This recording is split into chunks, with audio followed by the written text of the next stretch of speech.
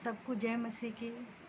मैं आशा करती हूँ कि परमेश्वर सबको आशीषित रखा है और आनंदित रखा है।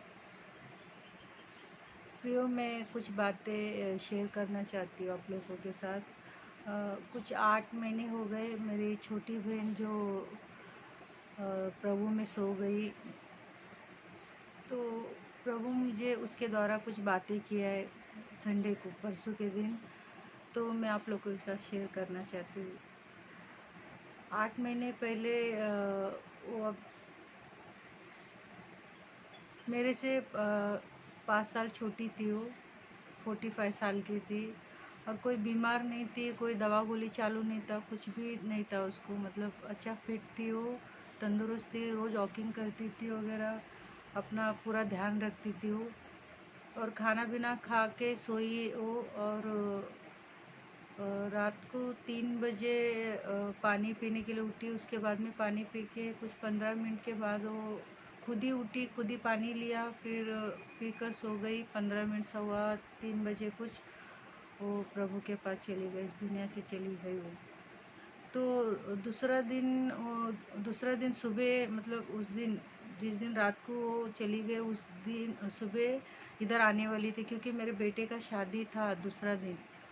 तो जिस दिन आने वाली थी वो सुबह उठकर, तो तभी सारे मेहमान आने वाले थे हमारे घर पे। मेरे बड़े बेटे का शादी था। तो शादी में मतलब सारे लोग ट्रेन में बैठे, कुछ 10-15 लोग। और वो साड़ी बीड़ी सब रेडी करा कि कल मुझे धन्यवाद का प्रार्थना है और परसों के दिन शादी है बोलकर। तो साड़ी बीड़ी सब रेडी करके रखा कि कौन सा साड़ी पहनने वाली धन्यवाद के प्रार्थना के लिए, क्योंकि सुबह उठकर काम करके इधर आने वाली थी वो।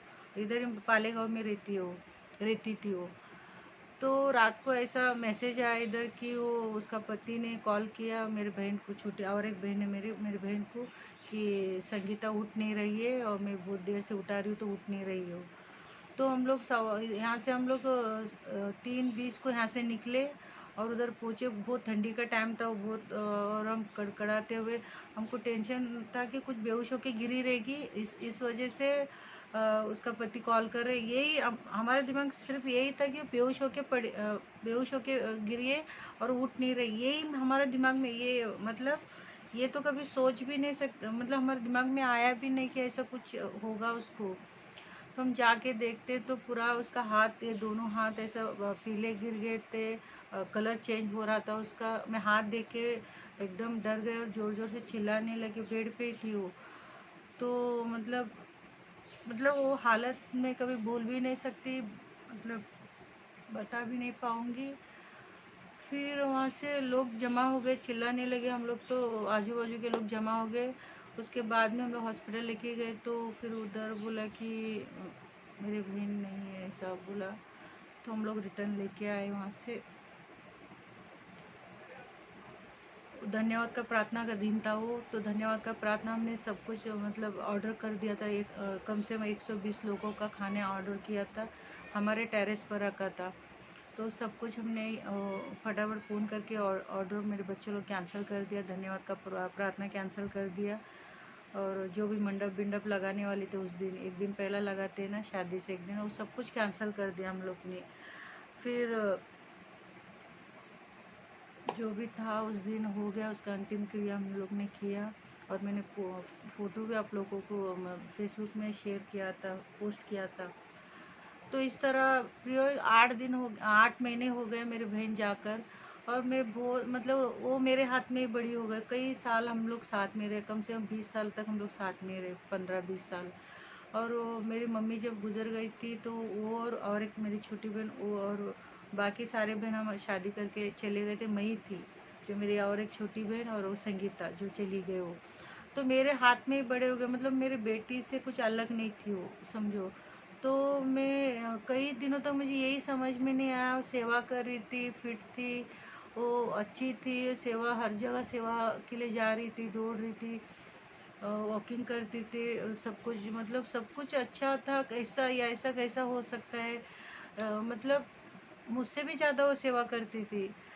तो मैं ये, मतलब मेरे दिमाग में मतलब यही चल रहा था, ऐसा कैसा हो गया, क्योंकि कोई कई बातों का सवालों का जवाब नहीं मिलता प्रयोग। ऐसे कई साल पहला एक साधु दयापी बोलकर वो भी गुजर गए। मेरे को 15 दिन के बाद पता चला कि वो पास्टर जी वो दुनिया में नहीं रहे। वो 50 साल के थे।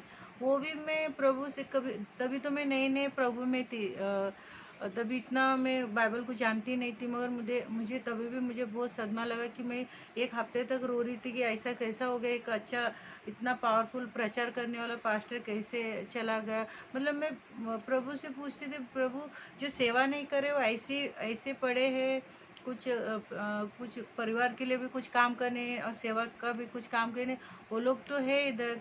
और जो अच्छा आपका पावरफुल एक प्रचार कर रहे, सेवकाई कर रहे, मिनिस्ट्री चल रहा है, वो लोग इस धरती से जा रहे। मैं ऐसी नई नहीं थी तो मेरे को समझ में नहीं आता था, मैं सवाल करती थी प्रभु को। तो तभी मुझे कोई जवाब नहीं मिला। और मेरी बहन का भी मैंने पूछा कि ऐसा कैसा, मतलब पूछा नहीं, मैं मन में मेरा आता था कि ऐसा कैसा हो गया। तो फिर 8 दिन तक मैं, 8 महीने तक मैं ऐसी मैं, मेरा मन नहीं करता था सेवा करने का, कुछ भी करने के लिए मेरी इच्छा नहीं हो रहा था। मेरा बेटा, जो छोटा बेटा, वो कई दिन से बोल रहे, मम्मी आप प्रचार का वीडियो क्यों नहीं बना रहे, प्रचार का वीडियो क्यों नहीं बना रहे। मैं बोला हाँ हाँ बनाऊंगी, हाँ बनाऊंगी। ऐसी मैं 8 महीने से ऐसे टाल रही हूँ उसको। और बहुत सारे मेरे सिस्टर लोग भी बोले कि आप और मैं कुछ ग्रुप में ज्वाइंट हूँ, वहाँ पर भी भजन संहिता वगैरह मैं बोलती हूँ। और मैं प्रार्थना का जो हम पूरा वर्ल्ड के लिए प्रार्थना करते, वो लीड करती थी मैं। और वो भी मैंने छोड़ दिया। और मैं किसी में मेरा मन नहीं लग रहा। बार बार वो सिस्टर मुझे कॉल करती, सिस्टर क्या हो गया आपको, आप ऐसा क्यों हो गए, सब कुछ छोड़ के बैठे हो और किसी में भी एक्टिव नहीं आप सेवा में, ऐसा। मैं बोला हाँ हाँ सिस्टर मैं आऊँगी करके ऐसे 8 महीने तक ऐसे सबको हाँ हाँ कर रही हूँ। और मैं रोज़ प्रार्थना करती थी। मैंने ये सोचा कि मैं प्रार्थना करूँगी, बाइबल पढ़ूँगी, चर्च जाऊँगी, अपना बच्चों लोग को देखूँगी, अपना घर देखूँगी। ऐसा यही जीवन में जी रही हूँ। 8 महीने से यही कर रही हूँ मैं, किसी भी सेवा में मैं नहीं हूँ। तो संडे का दिन, परसों का दिन मेरी बहन जो जो प्रभु के पास चली गई, वो मेरे सपने में आई हो। और सपने में मुझे वो 40 दिन के बाद वो जिंदा हो गई हो। तो मेरी बहन, मैं ऐसा उठा रही हूँ तो उसके आंखें खुल गए। तो मेरी बहन को मैंने बोला, अरे मैं उसको प्यार से संगी बोलती हूँ, उसका नाम संगीता है। तो मेरी बहन को मैंने बोला कि संगी तू बता ना उधर क्या क्या हो गया, 40 दिन तूने क्या क्या देखा प्रभु के पास, कैसे रहते, क्या है उधर का, बताना तू, बताना तू, बताना। ऐसा कर रही हूँ। मेरी संगी चुपचाप बेटी मेरे को देख रही थी। मैं बोला तुझे पता है मैं कितना 3 महीने तक मैं रोज़ रोती थी, रोज़। एक दिन भी ऐसा नहीं कि मैं नहीं रोई हूँ तुझे याद करके। तूने देखा क्या मुझे देखा क्या तू, संगी बता ना तू। ऐसा मैं उसको सवाल कर रही हूँ। और वो एक नूडल्स का प्लेट है उसके सामने, और उसमें और भी कुछ था। तो मैं बोला तूने देखा क्या, मैं उसको ये पूछ रही हूँ कि तूने देखा कि मैं कितना रोई, मैं कितना तुझे मिस कर रही थी, मैं कितना तुझे याद करती हूँ, तुझे याद पता है कि तू ऊपर से देख ही रहेगी ना। ऐसा मेरी बहन को मैं बोल रही हूँ। मगर मेरी बहन वो न्यूडल्स का पूरा ऐसा पूरा जो खाने वाला न्यूडल्स रहता है वो बना हुआ है। और वो ऐसा चम्मच से पूरा ऐसा उठाया, पूरा गट्टा था वो। बोलती कि स्वर्ग में सारे आत्माएं ऐसे जुड़े हुए रहते।